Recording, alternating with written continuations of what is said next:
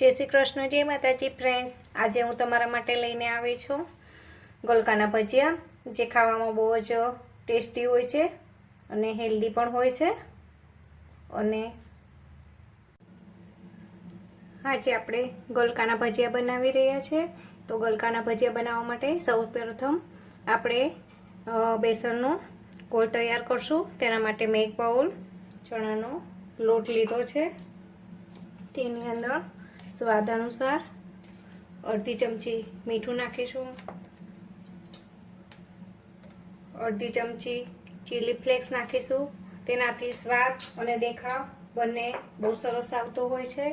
चपटी अजमो जे हाथथी मसળી अने एनी अंदर नाखशुं, जेथी आपणने बेसन पचवामां हळवुं रहे।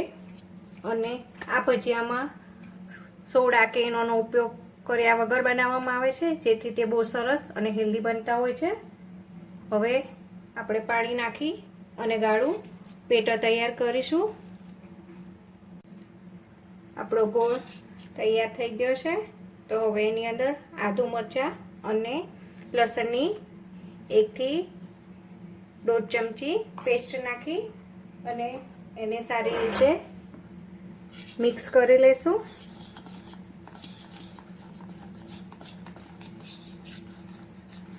अने पेला गोळ एकदम गाढ़ो ज राखवानो छे। આપણું બેટર બનીને રેડી છે। તો આને ગલકાની સ્લાઈસ કરીએ ત્યાં સુધી આને 5 મિનિટ રેસ્ટ આપીશું। ગલકાના ભજીયા બનાવવા માટે હંમેશા ફ્રેશ ગલકો લેવાના અને એની છાલ નથી કાઢવાની। એના બહુ જાડા નહીં અને બહુ પતલા નહીં એવી સ્લાઈસ કરવાની છે। હું તમને 1-2 સ્લાઈસ કરીને પણ દેખાડું કે આપણે ગલકાની केवी स्लाइस करवानी छे। तमे जोई सको छो फ्रेंड्स, आटली स्लाइस करवानी पतली के जेथी आपड़ा गलका एकदम सारा बने। तो हूँ आवी रीते बधा ज गलकानी स्लाइस करी लઉં છું। फ्रेंड्स, मैं बधा गलकानी स्लाइस करी अने रेडी करी लीधी छे। एने आपणे एक प्लेट में ट्रांसफर करी लीए। फ्रेंड्स, अपना बेटर ने पण रेस्ट थता 3 मिनिट थई गयो छे। तो हवे आपणे एनी अंदर अर्धी चमची खांड नाखीशुं। खांडथी तमारा भजिया स्वीट नहीं थाय पण क्रिस्पी अने टेस्टी बनशे, तेना माटे चोक्कसथी एड करजो। आपणुं बेटर रेस्ट करे छे त्यां सुधी मैं साइड पर तेल पण गरम करवा मूकी दीधुं छे। आपणुं तेल पण गरम थईने रेडी छे। तो भजिया बनाववाना शरू करीए। आपणुं बेटर रेडी छे। तो हवे ज्यारे आपणे भजिया उतारीए ने त्यारे लास्टमां चपटी हींग नाखवानी छे, लास्टमां नाखवानी छे, जेथी एनो स्वाद बहु सरस आवे। तो हवे आपणुं बेटर मने थोडुं गाढ़ुं छे। तमे ज्यारे भजिया बनावो त्यारे 1-2 नाखीने चेक करी लेवानुं। बहु पतलुं नहीं राखवानुं, नहीं तो भजिया वधारे तेल पीसे अने भजिया तमारा ऑइली बनशे। एटले बहु नहीं गाढ़ुं नहीं पतलुं एवं बेटर रेडी करवानुं छे। हूँ तमने देखाडું કે આપણું આવો તમે કરો એટલે બેટર નીચે થોડું થોડું પડે એવું રેડી કરીને રાખવાનું છે। આપણું બેટર રેડી છે। તો ચાલો ભજીયા બનાવવાના શરૂ કરો। આપણું તેલ પણ ગરમ થઈને રેડી છે। તો આપણે આપણા બેટરમાં એક મોટી ચમચી ભરી અને ગરમ તેલ નાખીશું અને મિક્સ કરીશું, જેથી આપણા ભજીયા એકદમ ક્રિસ્પી બને।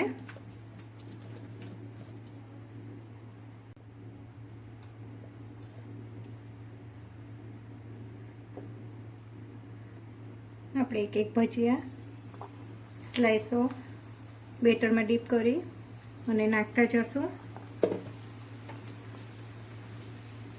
અને હા फ्रेंड्स, एक वातનું ખાસ ધ્યાન કે જ્યારે તમે ભજીયા નાખો ને ત્યારે ગેસની ફ્લેમ હાઈ રાખવાની છે, જેથી એ ઉપર આવી જાય અને તમારા ભજીયા એકદમ તેલવાળા નહીં બને અને ફૂલીને તરત જ ઉપર આવી જશે। બધા ભજીયા નખાઈ જાય પછી ગેસની ફ્લેમ સ્લો ટુ મીડિયમ કરી દેવાની છે કે જેથી એ અંદરથી સરસ ચડી અને ક્રિસ્પી રેડી તૈયાર થાય. તો હું બધા જ ભજીયા પહેલાં નાખી દઉં.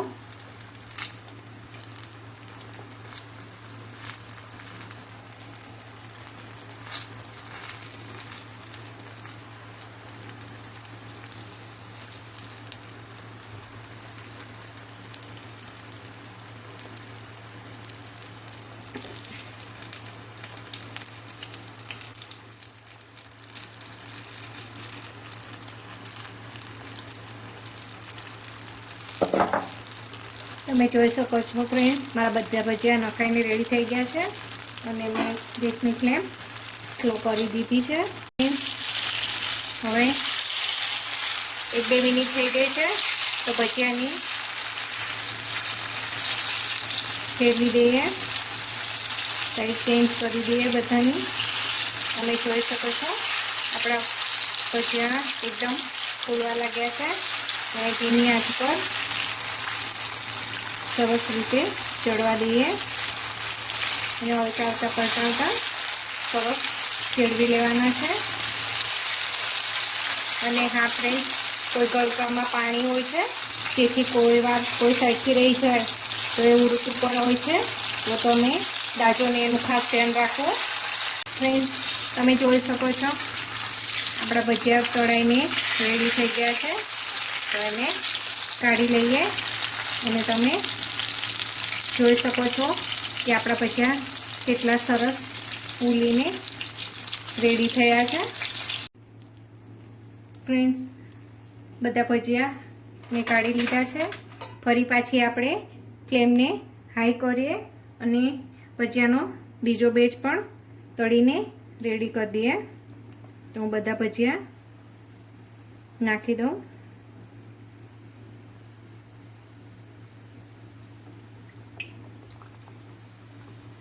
તમે નાખો ત્યાં સુધી ગેસની ફ્લેમને હાઈ જ રાખવાની છે અને જેવા બધા ભજીયા જેટલા સમય એટલા નખાઈ જાય એટલે તરત જ સ્લો ફ્લેમ કરી દેવાની છે ગેસની અને ધીમા તાપે એને પલટાવતા ભજીયાને સારી રીતે ક્રિસ્પી કરી લેવાના છે. અને આ ભજીયામાં નથી કોઈ સોડા કે ઈનો કોઈ પણની જરૂર નથી પડતી, પણ છતાં એટલા ટેસ્ટી બનતા હોય છે.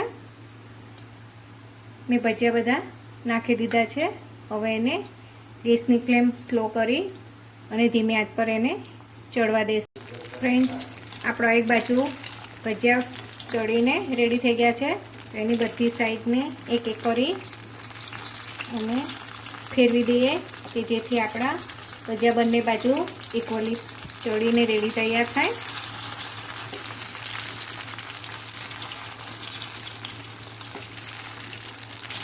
અને ધીમી આંચ પર એને એકદમ જ ક્રિસ્પી થવા દેવાના છે. આ ગલકાના ભજીયા એકદમ જ ધીમી આંચ પર તમે કરશો ને એટલે બહુ સરસ રેડી થઈને તૈયાર થશે. તો હું બધા જ આવી રીતે ફેરવી લઉં. આપણો બીજો બેચ પણ તળાઈને રેડી થઈ ગયો છે. કાઢી લઈએ. ફ્રેન્ડ્સ, આપણા ભજીયા બનીને રેડી થઈ ગયા છે. તમે જોઈ શકો છો કેવા સરસ ફૂલી અને રેડી તૈયાર થયા છે. હું તમને એક તોડીને પણ બતાવું કે અંદરથી આપણું ભજીયા કેવું સરસ છે. તમે જોઈ શકો છો. ભજીયા આપણા હેલ્થ માટે ખૂબ જ સારા હોય છે, જેમાં એન્ટીઓક્સિડન્ટ, વિટામિન સી, ફાઈબર ભરપૂર માત્રામાં હોવાથી આપણી બોડી માટે ખૂબ જ ફાયદાકારક છે. તો ઘરમાં ઘણીવાર બાળકો અથવા જેન્ટ્સ કોઈ ખાતા નથી હોતા, તો તેને ખાવા માટે આ બેસ્ટ ઓપ્શન છે કે તમે ભજીયા બનાવો તો સબ્જીના ફોર્મમાં એ ઘણીવાર ખાવાનું અવોઇડ કરતા હોય છે. તો તમે ભજીયા બનાવશો તો એ લોકોને ખ્યાલ પણ નહીં આવે અને ખાવામાં બહુ જ ટેસ્ટી લાગે છે. તો તમે ઘરેથી જરૂર બનાવજો અને ટ્રાય કરજો અને મને કમેન્ટમાં જરૂર કહેજો કે તમને ભજીયા કેવા લાગ્યા. હા ફ્રેન્ડ્સ, એક વાતનું ખાસ ધ્યાન કે આ છે ને ગલકાના ભજીયા ગરમા ગરમ ખાવાની જ મજા આવતી હોય છે. તો તમે બેટરને બધું રેડી કરીને રાખો ને તો 10 જ મિનિટમાં બનીને રેડી થઈ જતા હોય છે. તમે બાળકોના લંચ બોક્સમાં કે વડીલોને પણ આપી શકો છો, જે હેલ્થ માટે બહુ જ ફાયદાકારક હોય છે. તો તેને ઘરે જરૂરથી બનાવજો.